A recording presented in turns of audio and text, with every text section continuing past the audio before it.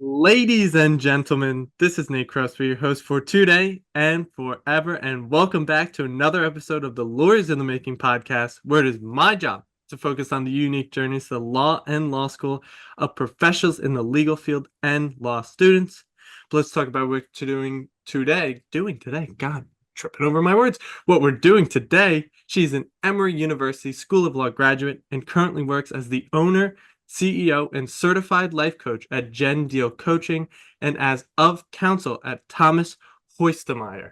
She has held past positions as a partner at Brent IP Law. I'm very, very bad with the name, so sorry. And as a partner at Kilpatrick, Townsend, and Stockton. Those are much easier. Excited to have her on the podcast today. Mrs. Jenn Deal, welcome to the podcast. How are we doing today?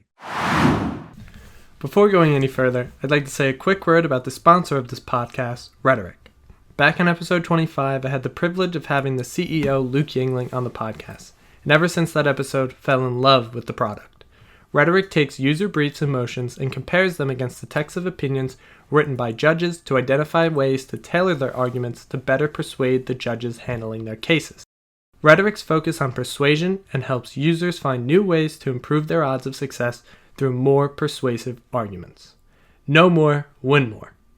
I was able to see a demo of the product, and its cutting-edge technology and fascinating features make for a product I am proud to sponsor, and further shows the new digital era the field of law has been entering thus far on my journey doing this podcast.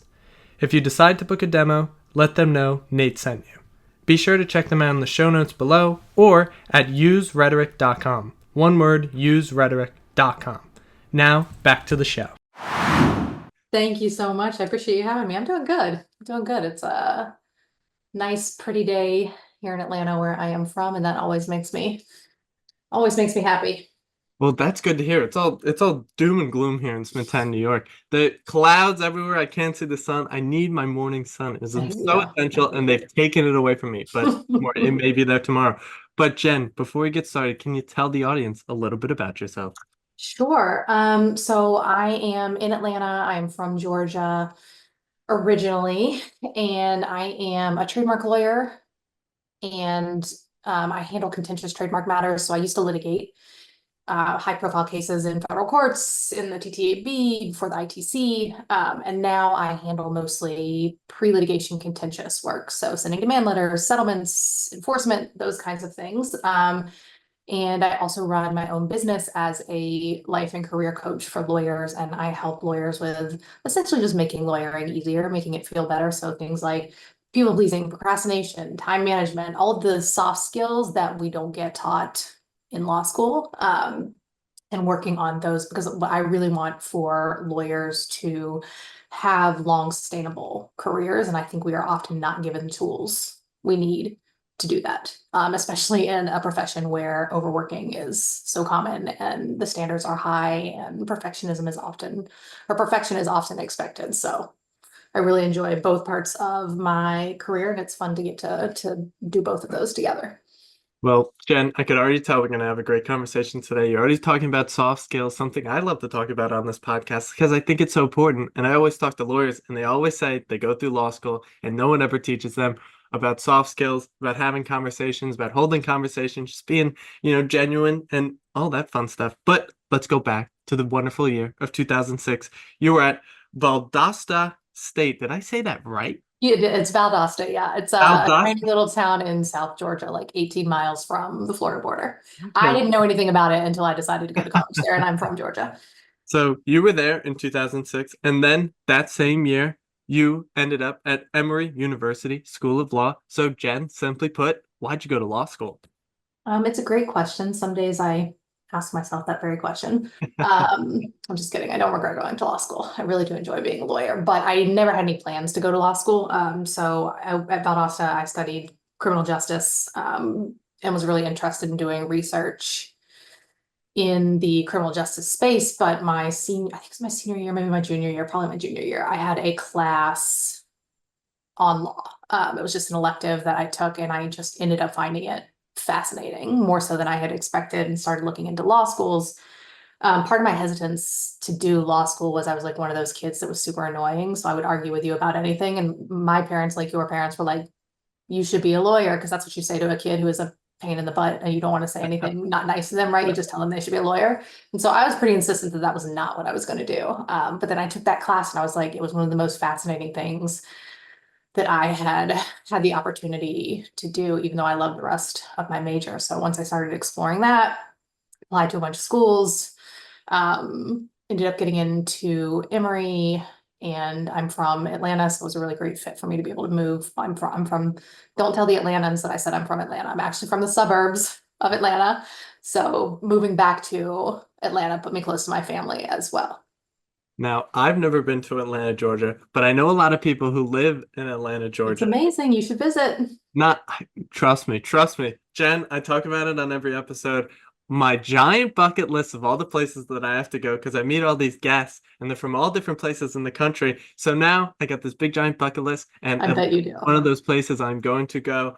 Just not just because it's a beautiful city. There's so many great things to do, but some of my favorite musicians and artists are from that place. I love my rap and hip hop, and I love Yeah. Playboy Cardi. So he's from there. A lot of other people are from there. So I just want to see, cultivate the culture, see what's going on down there because they're doing great things.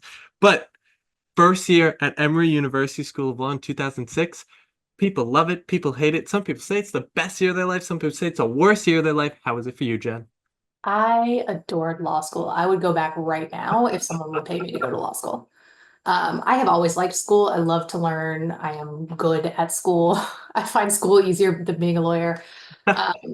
So I really loved it in part because, I mean, I've always really liked school, but something about this just fit really well with the way that I learn and the way that I think and the things that interest me. And so I felt obviously a lot of pressure and really nervous and very out of my element coming from, a small public school to a place where like people from Harvard and Yale and I were in the same class and I had no idea what I was doing. And so definitely intimidated, but really met some lovely people, had incredible professors, and just loved the learning that I got to do. And didn't hurt that, I was just naturally inclined to learn in the way that law school teaches, which I don't think everyone has the benefit of.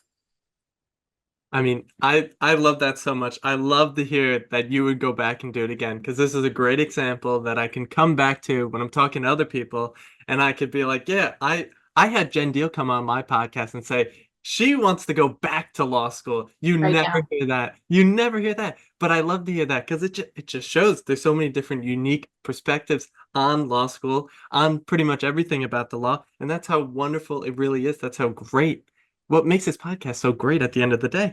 But you're going through law school, and something I love to talk about. Now, you said you are a trademark lawyer, and I love talking about going through how people found out what they wanted to do, which is very, very important, very, very super important, but what they don't want to do, especially cross some things off that list to be able to narrow down, okay, what's the focus area I want to be in? So, how did you sort of figure out that trademark law was for you?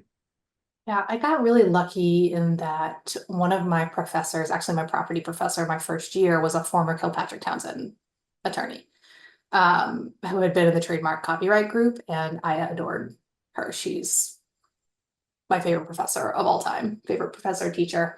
And she ended up teaching both trademark and copyright separately. And so I just took the classes because I liked her, not because I had any idea that I would be interested in those topics, but the way that she taught them, really, I mean, I think the subject matter is interesting anyways, but the way that she taught them was so engaging and interesting, that I really just fell in love with both of them. And I was lucky enough to get an OCI opportunity my second year with Kilpatrick, and they have an incredible trademark copyright group, and I got to rotate um, through that and was fortunate enough to get one of the spots for that group. So it really just came down to having a really good professor.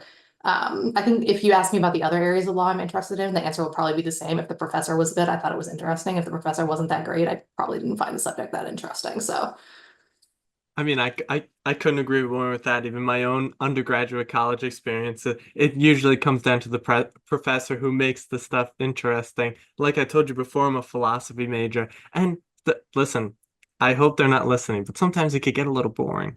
But I've had those professors that make it fun, make it exciting, make it engaging, make you really Mhm. think about things. And those are, it makes it great because then I go home and I want to do more research about things because he made it exciting. So now I'm excited about it.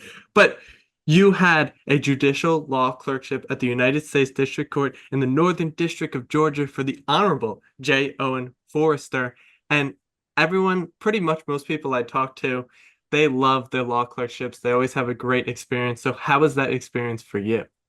Yeah, it was a really good experience in that I loved the people in my chambers. I also found it really difficult because the stuff that you're doing as a clerk, like you're telling me I have to draft an order on motions for summary judgment, and I just learned what summary judgment was like a year ago and didn't really have any comprehension of what it was. So I actually thought that the learning curve was far steeper in the clerkship space. And because there's so much work and because Chambers is so small, the people in my chambers were amazing about trying to help me grow and learn, but I didn't feel like, I got as much of that kind of hands-on training, mentoring that I did in a law firm where there were more people and I was starting out with smaller projects. So it felt a little bit like being thrown into the deep end of the pool, but I'm very glad I did it. I think it's one of those things that steep learning curve does make you grow. And when I went into the law firm job, I definitely felt like it was an advantage for me to have seen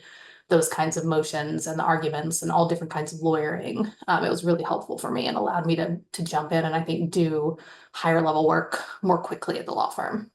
So with that steep learning curve in mind, what are some ways that you got through those difficulties, getting thrown into the deep end and kind of figuring out from there? What are some things that you did to in order that you did indeed figure it out in the end? It's a great question. I mostly blacked it out.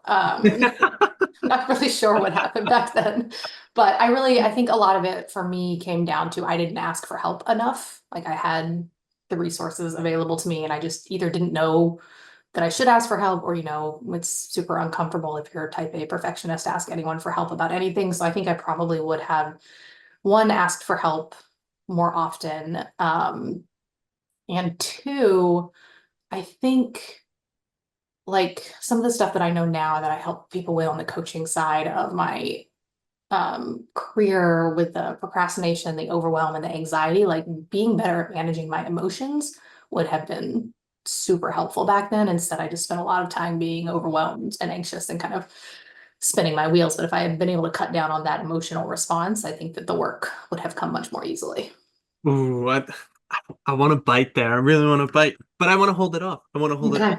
till we get to that part because you eventually became an associate at Kilpatrick, Townsend, and Stockton for 6 years from 2011 to 2017. So, and then wait, there's more. You became a senior associate at Kilpatrick, Townsend, and Stockton for a year. And then that next year, you got the big jump. You became a partner at Kilpatrick, Townsend, and Stockton. So, can you talk about that whole experience? And as well, to add on to the end of that, what sorts of advice would you have for people looking to climb up that totem pole, become a partner at a law firm just like you did yourself? Um, so I loved my time at Kilpatrick. I met some of the most incredible people, the smartest people, the kindest people, like people that I made true relationships with. That I'm very grateful for that. I think that in general, and I don't want to say that just big law is hard because I think lawyering in general can be really hard. But in big law, there are those expectations of the hours, the expectations of the kind of work that you're doing, how available you are. And I think I really loved being a junior associate because it felt safe to me. Like I was working a lot, but I felt like I had the oversight, and that I wasn't ever alone and that people were checking my work. And then as I got more senior, that became harder for me. The anxiety and the overwhelm got worse as I was taking more and more stake in my matters. So it kind of goes back to the similar thing with the clerkship, like the things that I wish I had learned earlier in my career before I was a senior associate, before I was a partner, is really that managing my own emotions and my perfectionism and my expectations of myself. Because I think that what I've noticed with associates is there are a lot of high expectations for them. And then they add expectations on top of that, right? Or we make things up, right? Like this idea that you have to be available 24/7. Now, I will say there are some firms where that is, I've heard that it's a requirement, right? But there are some places where it's not a requirement at all. It never was at my firm. People were lovely and wonderful and wanted you to, of course, get the work done, but also take care of yourself. But I had this expectation for myself of being on all the time, of never making mistakes. And those things, those added expectations, those are what made it difficult.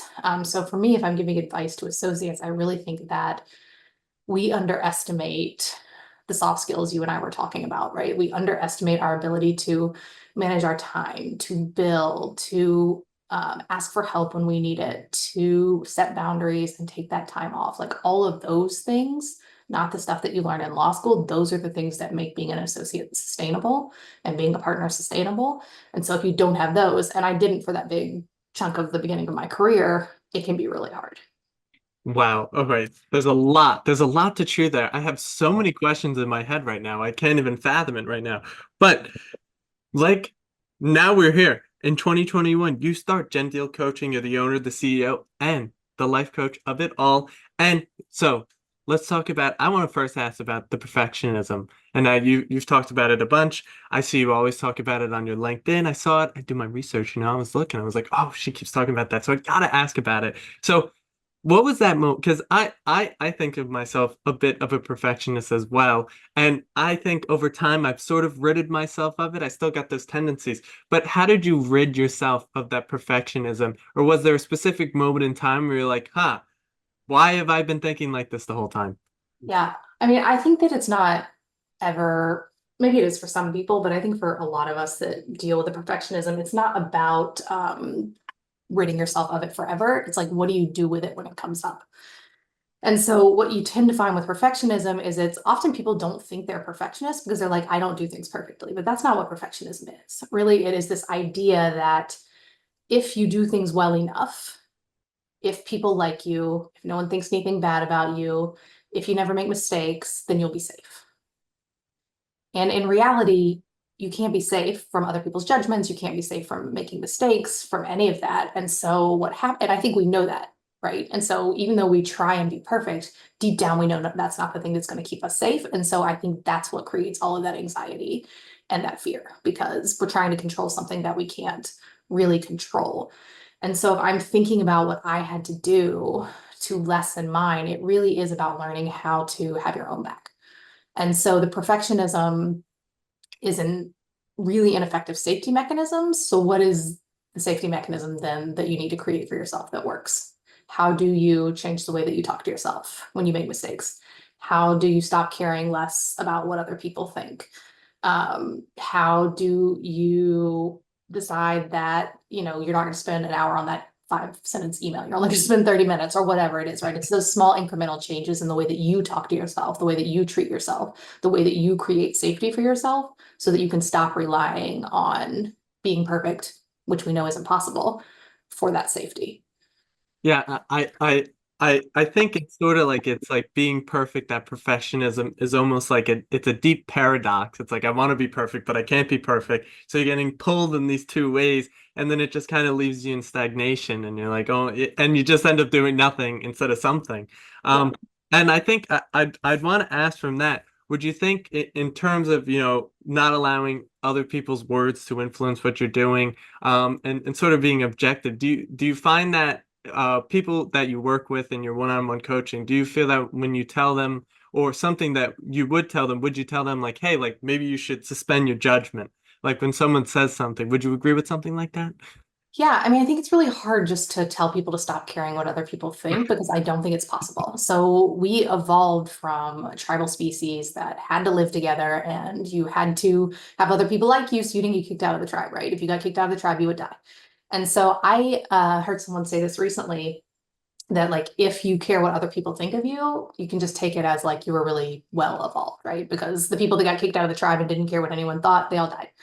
The people who cared what other people thought, they stayed, and they're our ancestors, right? And so I think that the first piece of it to me is always taking out that judgment. Like, of course, you care what other people think. It makes perfect sense that you would. And it does matter, right? Other people have influence over our lives. Other people have control over things that impact us. And so I don't think the goal is to not care at all or never think about it. I think the goal to me is always to shore up your own self-concept, right? So if, for instance, you like love you've got brown hair. Let's just say someone was like, oh, I think people who have brown hair are dumb. Like What? that probably wouldn't bother you because you're like, oh, I like having brown hair. I'm not dumb. Like that's not a big deal, right? It's the things where we already have some sort of insecurity that bother us when other people say them, right? So if someone else questions how smart you are, it's going to bother you. If you think that maybe you're not smart enough, if you think you're not good enough at something and someone says something about a mistake that you made, again, of course, that's going to bother you a little bit more. So it really is about shoring up that self-concept. So the more that you separately work on your beliefs about yourself and talk to yourself in a way that is nice and kind and loving and supportive, the less it matters what other people say and think. Because I do think that we care about other people's opinions. And sometimes they do matter, and we want to be able to take those into account, but not always internalize them, if that makes sense. No, it does make a lot of sense. And something you've been talking about is sort of that self-talk, how you talk to yourself. One of the greatest things I've ever seen. I forget where you even came from, but you think about like I've definitely gone through my life, and I'm sure you could agree that you've definitely had some negative self-talk before. You've done something stupid, like, oh my God, you're such an idiot. How the hell did you even do that in the first place? And something that I found like a great reframe is like would you talk to yourself like you would a friend? Would you tell your friend that they're an idiot for doing something? Why the hell they're no, you'd never do that. So I'd like to ask about that self-talk. What kind of things do you give during your one-on-one coaching? What advice would you give to people in terms of how to improve that self-talk? Yeah, I love that advice for sure. I think it's really worthwhile to stop and think about like, what would I say to someone else in the same context? The thing that I like people to think about, first off, like you said, I think we don't quite realize the way that we talk to ourselves sometimes, right? Like when I really started paying attention, I was like, wow, I wouldn't want to be friends with me if I talked to me this Yeah. way. And so I think that first piece is just awareness, like starting to get clear about the way that you talk to yourself, the way that you think about yourself. And then the second piece of it is making incremental changes. So for instance, maybe not every, but most of the people that I work with, they all think they're not good lawyers, which is absurd. I've seen their resumes. They all have jobs. They've got to be at least somewhat decent lawyers. But you're not going to go from that belief, I'm not a good lawyer, to I'm an amazing lawyer by just repeating I'm an amazing lawyer to yourself, right? It's those positive affirmations get into that toxic positivity realm and they don't work because your brain doesn't believe them. And when your brain doesn't believe something, it looks for evidence of your current beliefs. So if you think I'm a bad lawyer, you try and tell yourself you're an amazing lawyer and you don't have any belief that you're an amazing lawyer, your brain's gonna look for all the evidence that you're a bad lawyer. So what you have to do instead is make incremental changes. So I like something like, it's possible I'm not a bad lawyer. Like a tiny baby step above I'm a bad lawyer, just opening it up to the possibility that you're not. And then you practice those beliefs, find the evidence to support them. And then once you start to believe the new thing, you can move up the ladder a little bit. Like it's possible maybe I'm an okay lawyer. It's possible maybe I'm a good lawyer. And then maybe someday you get to amazing lawyer, but you don't try and jump there from the beginning because especially lawyer brain, we're skeptical as all get out. And it is just not going to work for you to try and talk yourself into the idea that you're a good lawyer if you think you're a terrible lawyer. I mean, just like the cliche says, Rome wasn't built in a day. That's And right. and it's the same thing with our own operating Yeah. system. They said something interesting. I've never heard these two words together, but toxic positivity. Can you Mm. explain what that is? Yeah. So I actually give you there's a book that I really love. Um, it's by Oliver Berkman. I actually love two of his books I really love, but the first one of his I read was The Antidote: Happiness for People Who Can't Stand Positive Thinking. So essentially the idea around toxic positivity is like, you can't gaslight or convince yourself that things are amazing if they're not amazing. And as human beings, everything's not always amazing, and that's okay. In reality, trying to chase this idea of everything being amazing, always feeling good, nothing ever going wrong, that actually is going to make you feel worse than accepting that half of life is amazing, half of life is crappy. And if that's the case, then what do you want your life to look like, right? And so instead of striving for everything being super positive, it's like, how can you acknowledge the realities of where you are, what you're going through, the world around you, but also find moments of happiness, of growth, of joy, somewhere in that space.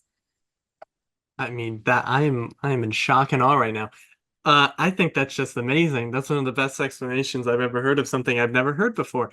And as well, it reminds me of something, not to get philosophical. I mean, we already are. We Let's do pretty it. much I'm are all getting about it. Yeah. philosophical at this point. But it reminds me something of the ancient Greeks, Socrates, Aristotle, Plato, but they talk about the paradox of happiness and like how basically, to become happy, it is caused indirectly. So it's through the things that you do that you become happy, but it just Not doesn't that search for doesn't happiness. Yeah. exactly. It doesn't exactly make sense. It's like if I drink this Gatorade, it's like, yeah, I'm gonna feel fine and feel better, but I'm not gonna become happy from that. Whereas if I start a podcast and do all this fun stuff, I'm gonna get happy from that. But there is no point in me doing the podcast where I'm like, this will lead to my happiness. So Mhm. it's very interesting in that way, and I think it connects perfectly to the toxic positivity because obviously you got to be cognizant of reality of what's going on. You can't it's like the, Yeah. the dog meme in the fire where Yes. and he's like, oh, everything's fine,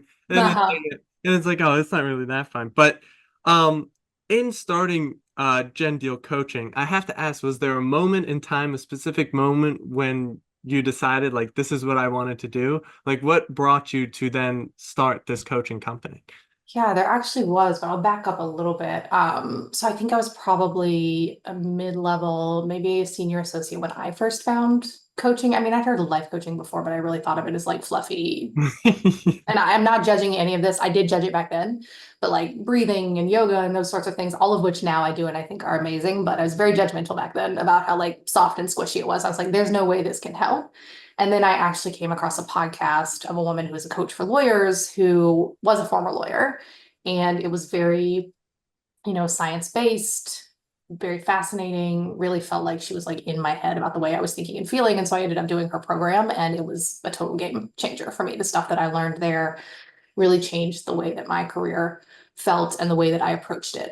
I didn't really have any inclination of becoming a coach then at all, but then, the pandemic happened and I think we all had that introspection and time for introspection. And when I kind of everything was stripped away but work, which was one of my busiest years, was the first year of the pandemic, and that's about all I had was work and DoorDash. And sometimes Netflix. I just kind of got to thinking like, what do I want my life to look like for the next 30 years? And we ended up going camping. We were at Cades Cove, which is in Tennessee, and there's no cell phone signal. Lovely. And so I really just got to like be alone with my thoughts. And I was like, well, you know what? The thing that I love most, I love lawyering, I love trademark work, I love my clients, but the thing that I love most is working with associates. I love mentoring them, I love coaching them, I love helping them. So why couldn't I do both? And so it really was kind of in that moment, which was of course great because I had no cell phone signal, so I couldn't like research what would it take to become a coach or anything that I wanted to do. I just had to think about it for the weekend. But it really was in that moment where I was like, maybe I don't actually have to do exactly what I'm doing the same way for the next 30, 40 years. So following, first of all, great story. Now I should go camping. Hopefully I have a You might great get some epiphanies, yeah. exactly have a great epiphany and I'll come back. I'll be doing something crazy. Maybe I'll be building boats or something. Something funny. Hopefully it's something funny. That's what I always love. But following in 2022, you then became a partner at Brienne? It's Bryant. Brian. Wow, I can't believe I did I that. know that E Right. throws you off, huh? It does the IENT. I'm like, no way, that's Brian. Brian IP Law from 2022 to 2024. And so how was that experience? And was that sort of your decision to step away from the big law setting? So I guess in terms, why did you decide to step away from the big law setting? Yeah, I mean, I think that for me, like, it took me a long time to figure out kind of what I value.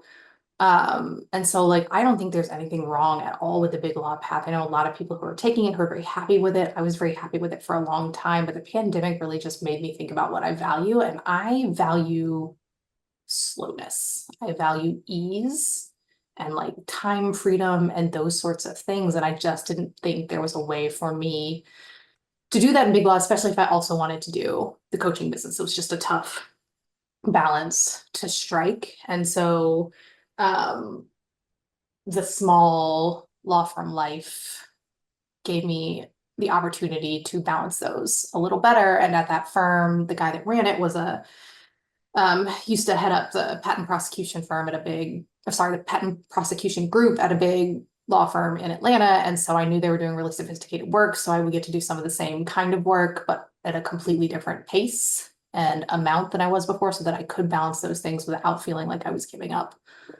all of my time. So ultimately super grateful for my time in big law. Like I said, some of the most amazing people. I learned so much. It made me the attorney that I am today, but I just really wanted my life to look and feel different. And it wasn't possible for me to have that look and have that feel in the big law space. And now you are the of counsel at Thomas Horstemeyer. Did I say that right? That's a tough one. Yeah, Horstemeyer. Let's go. I think that I might have been like three. No, I'm like 2 for 5 today, which is better than usual. Usually I'm 0 for 5. But you are now the of counsel there, and just recently you started there in 2024. So how has that experience been so far? Yeah, it's been great. So my firm before Bryant, we were only 4 attorneys, so it's really small.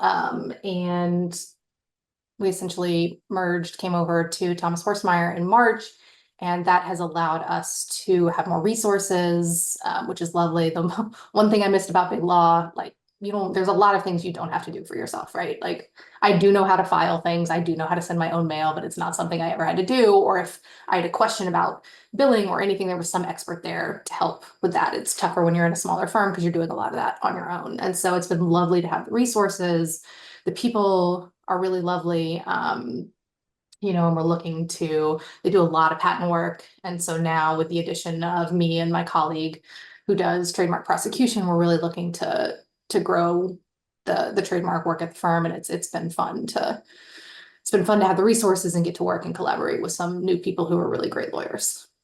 Now, speaking of growing, something I saw on your LinkedIn profile, you talked about how important it is for people to get out of their own way and sort of have that growth mindset. Because as much as this is Lawyers in the Making podcast, it could also be called the Growth Mindset podcast because I come on here, I'm always talking about it. So can you talk about how important getting out of, or maybe I should say, what do you mean by someone getting out of their own way? And how important does having a growth mindset towards, achieving that goal of getting out of your own way? Yeah. Now, what I mean by getting out of your own way is this. So I think there are external circumstances that we don't have control over, right? So let's say I'm in a big law firm. I don't have control over what my hours requirement is. I don't have control over the type of assignments people want to give me, the feedback they give me, what they think and feel about me. But I do have a lot of control over how I experience all of those things. And so in my example earlier, if my thought is I'm a terrible lawyer, or I'm a perfectionist and I'm really worried about making mistakes, then I'm going to make my experience so much worse than it needs to be, right? Because I'm going to end up procrastinating. I'm going to end up super anxious. I'm not going to do as good a job as I could do because I'm going to be so busy fretting about someone getting mad at me. So that's one way we get in our own way, right? Like the stories we tell ourselves impact the way that we feel, and the way that we feel impacts the way that we show up in the world. And so even if we can't change something outside of us, we always have a choice as to how we are thinking, how we are feeling, and how we are showing up. And what I find is that most of that just happens so unconsciously, right? Because we've had the same stories forever. It's something we were taught a long time ago. Like this idea that being productive all the time is a good thing. That's something we learn from like birth, right?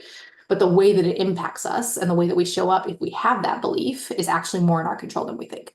Not that other people won't still expect us to do a lot of work or to work weekends or whatever, but if you realize that you have some choice and some say in the matter, then you're more likely to set boundaries or push back and ask for different deadlines, or ask for a reduction in hours. Who knows what it is? But really understanding the way that you are kind of giving up your own autonomy, and figuring out those places and starting to exercise that autonomy more and exercising that power more is always going to make your situation feel better, even if you can't change everything about the situation itself. Jenn Deal, you may not know it, but you are actually a true and true through and through. You are a stoic. I think that's probably right. Down to the stoicism. I love me some Marcus Aurelius. Actually, my barber who listens to this podcast, shout out to Marvin, bought the book because I told him it's a great book, and he was like, "Oh, all right, fine, I get it." And he has enjoyed it very much.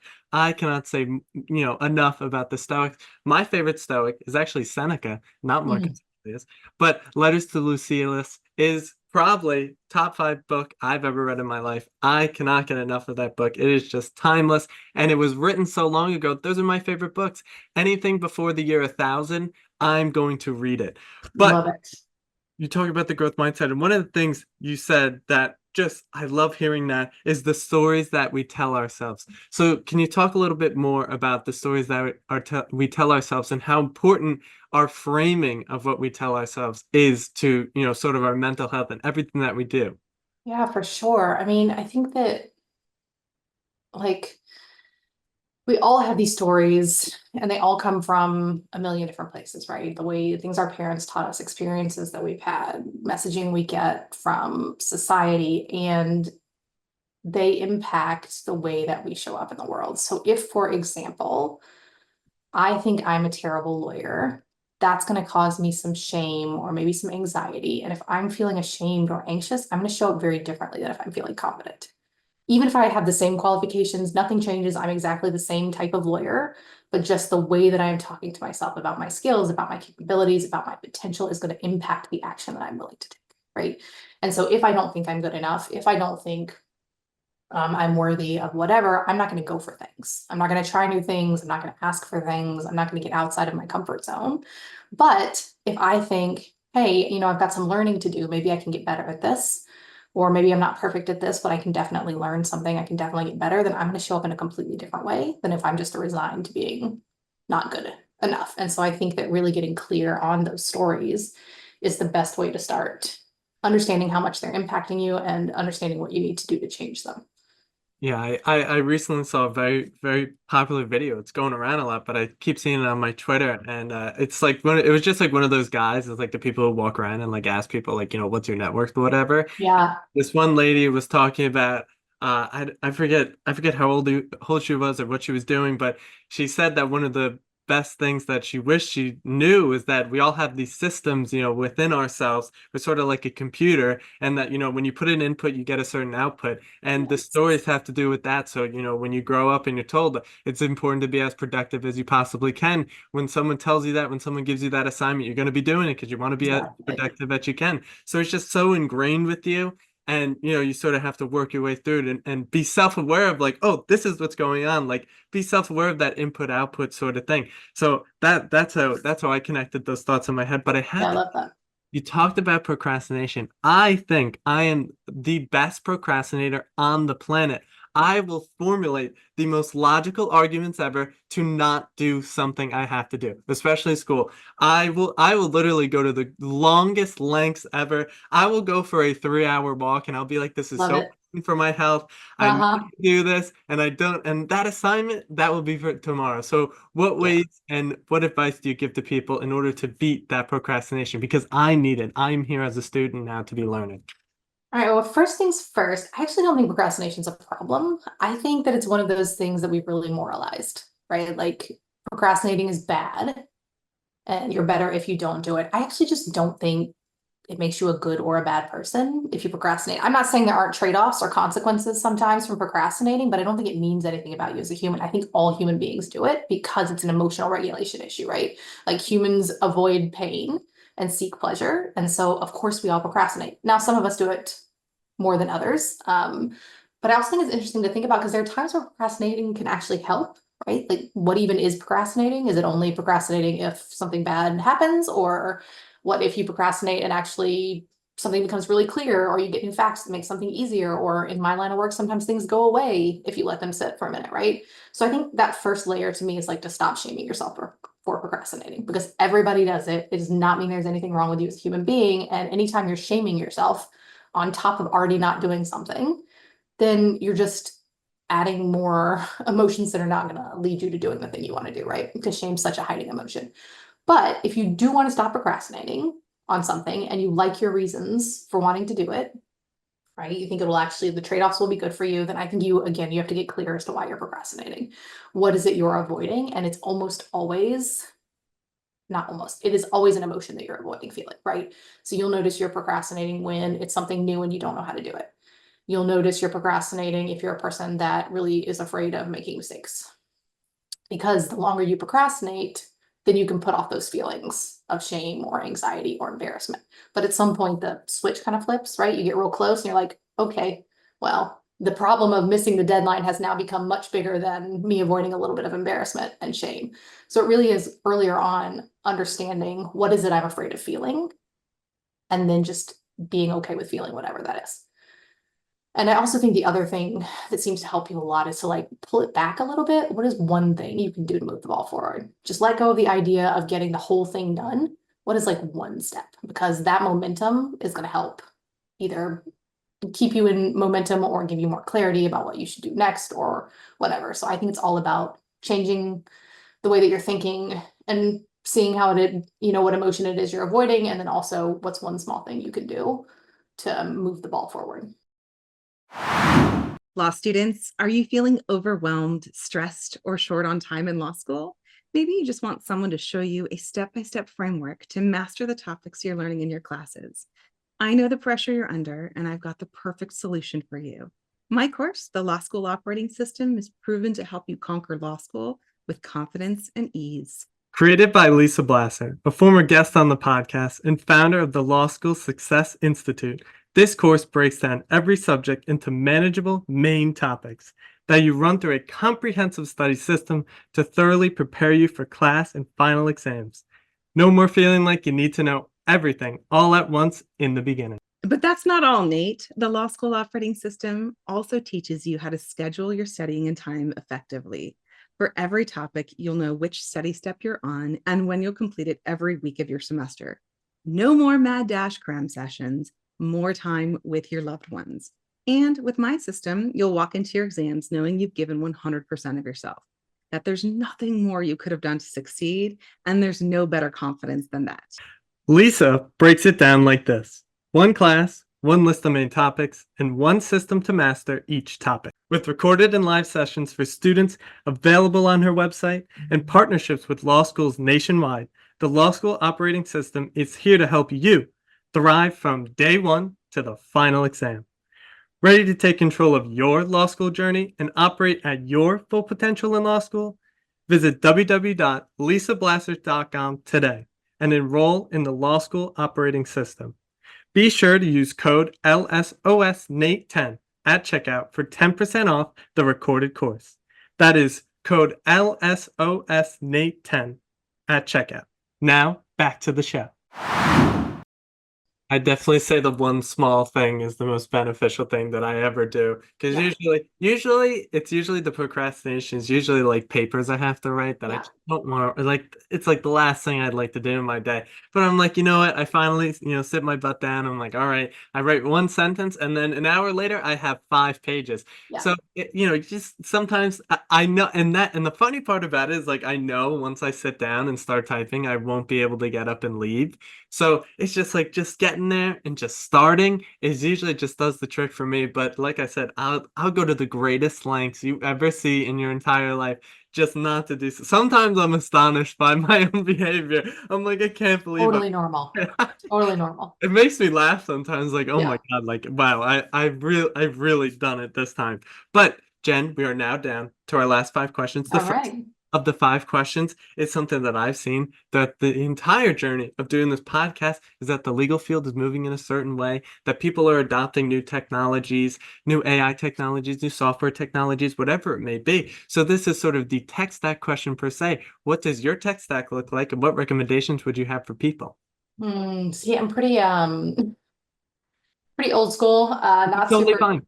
Not super tech savvy. I mean, I do think the trademark space has a lot of cool tools in the way that we manage dockets and like enforcing against infringing domain names or infringing apps. Those sorts of things are all really cool. But for me personally, like, I am a big handwritten person, and I'm now switched from using all the legal pads, even though I love a good legal pad, to my iPad and the Notability app and a paper-like cover. Like, that's probably the extent of my tech, other than whatever systems the firm has. I mean, listen, it's a sufficient answer. Some people listen. I'm writing on pen and paper right now, so I love pen and paper. Love pen and paper. Yeah. Because I think it's just great for the brain. Because once I start writing, I can't stop It writing. feels very different. Yeah. Like the train of thought just keeps Mhm. and going and going. So my suggestion out there to everyone, get that pen and paper. Even in class too. I take notes pen and paper. I'm crazy. Smart. Super crazy. I'm like the only one in there with the notebook. But I'm usually writing about other things that has nothing to do with the class. So that's usually what it comes down to. But you mentioned a book before by Oliver Berkman. So this is live on the Lawyers in the Making podcast. Jenn Deal, your official book recommendations for people doesn't have to be about the law, just some of your favorite books, something you could Okay. get some. Perfect. So I love that one. I love the antidote. I love his more recent book, 4,000 Weeks Time Management for Mortals. I think it's such a game changer. What is the other one that I really like?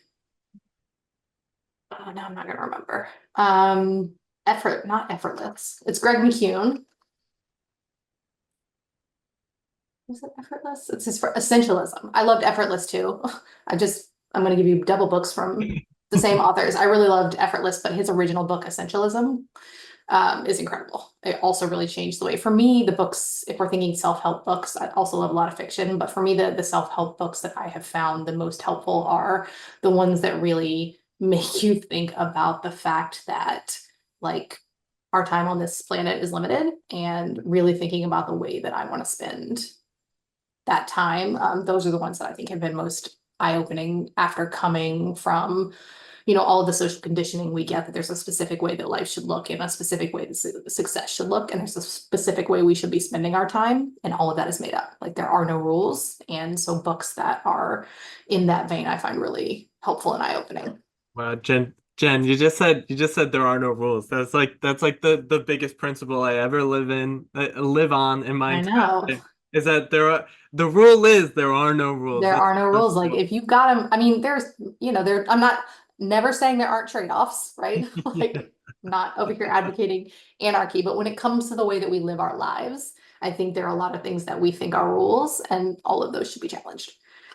Of course, in terms of our limited time on Earth, one of my favorite charts I've ever seen. It's Tim Urban from Wait But Why, and he charts out in boxes like each month in like it's like an 80-year lifespan, and like it takes up half a page. And It's incredible. I'm like, oh my goodness, I'm running out of time. I know, a little terrifying, but also eye-opening in a good way.